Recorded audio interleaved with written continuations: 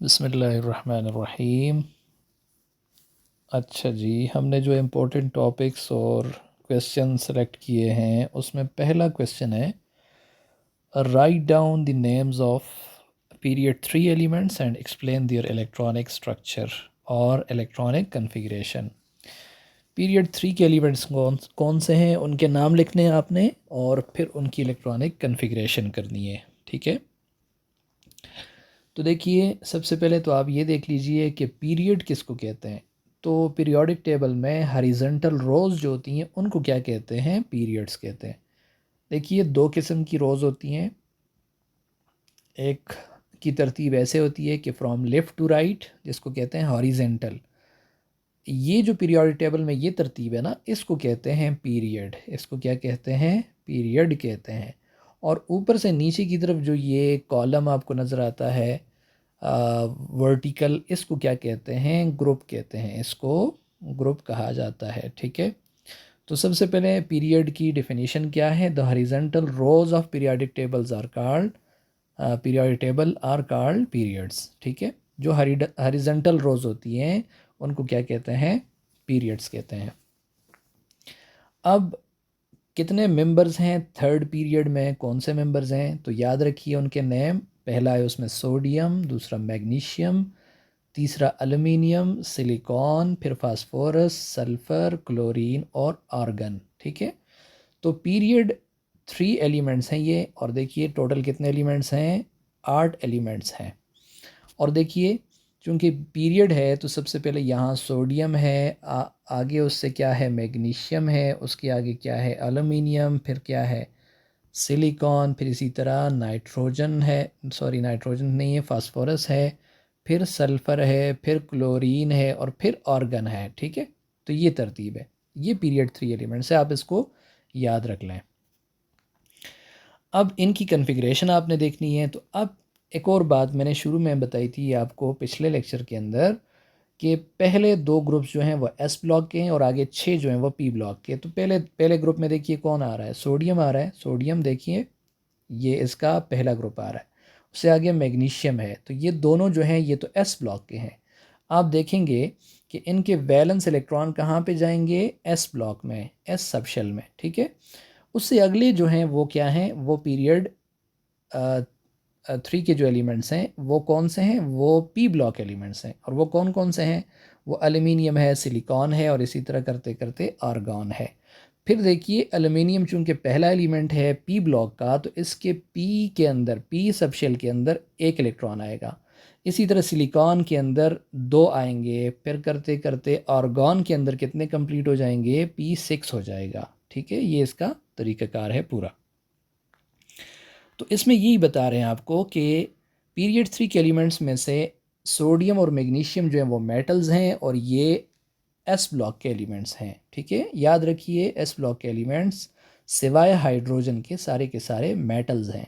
और पहले ग्रुप में उसको कहते हैं अल्कली मेटल्स और दूसरे ग्रुप के जो एलिमेंट्स हैं उनको अल्कलाइन अर्थ मेटल्स कहते हैं।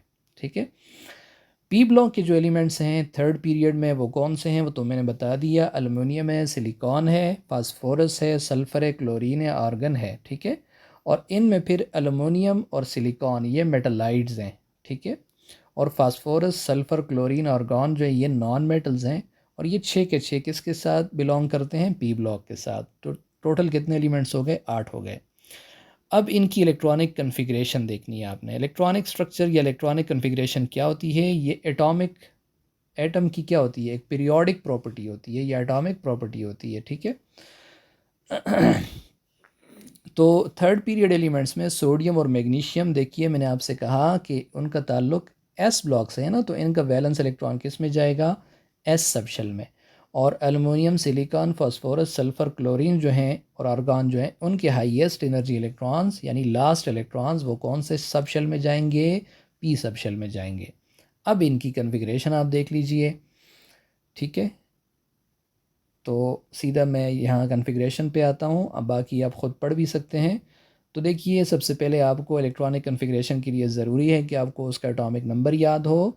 तो सोडियम का एटॉमिक नंबर 11 है, इसी तरह आगे मैग्नीशियम का 12, एल्युमिनियम 13, 14, 15, 16, 17 और आर्गन का कितना है, 18 है। अब आप इलेक्ट्रॉनिक कन्फिग्रेशन सीख सकते हैं। यहाँ पे इन सब को देख के आप कॉमन इनके अंदर कन्फिग्रेशन जो है वो आपको नज़र आएगी, और एक को आप अगर करते हैं तो बाकी सारी कन्फिग्रेशन आप सीख जाते हैं।